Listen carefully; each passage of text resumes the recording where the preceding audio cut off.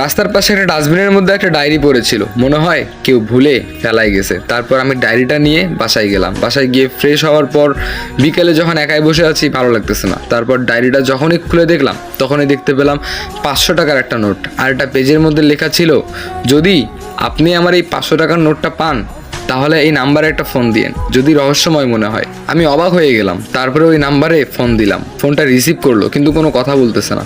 আমি বললাম, হ্যালো ভাই, আপনি কি ডায়েরিটা রাস্তায় হয়তো বা ভুলে ফেলে গেছেন, আর 500 টাকা নোট আমি একটা ভিতরে পাইছি, মানে ডায়েরিটা কি আপনার? তো দেখতেছি কোনো কথা বললো না। তারপরে ফোনটা কেটে দিল। অবাক হয়ে গেলাম। যতটা রহস্যময় মনে হয়নি 500 টাকা পাওয়ার পরে, তার থেকেও বেশি রহস্যময় মনে হচ্ছে এই ফোনটা দেওয়ার পরে। কি আজব, কথা না বলেই ফোনটা কেটে দিল।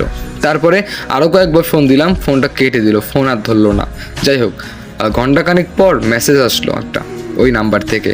মেসেজ দিয়ে বলল, আপনার ফেসবুক অ্যাকাউন্টের নাম কি? অবাক হয়ে গেলাম, কিরে ভাই, এই নাম্বারে এতবার ফোন দিলাম, ফোন রিসিভ করলো না, আবার এখন বলতেছে ফেসবুক অ্যাকাউন্টের নাম কি? তারপরে আমি ফেসবুক অ্যাকাউন্টের নামটা টেক্সট করে পাঠিয়ে দিলাম। কিছুক্ষণ পরে একটা রিকোয়েস্ট আসলো। রিকোয়েস্টটা অ্যাকসেপ্ট করলাম। কিছুই বোঝা যাচ্ছে না নামটা দেখে, ছেলে নাকি মেয়ে কিছুই না, প্রোফাইল পিকও নাই। অবাক হয়ে গেলাম। সঙ্গে সঙ্গে মেসেজ দিল, আপনি কি আমার ডায়েরিটা পেয়েছেন? আমি বললাম যে জি, আমি আপনার ডায়েরিটা পেয়েছি। তখন সে বলল, আমি ভাবতেও পারিনি যে আমার ডায়েরিটা পেয়ে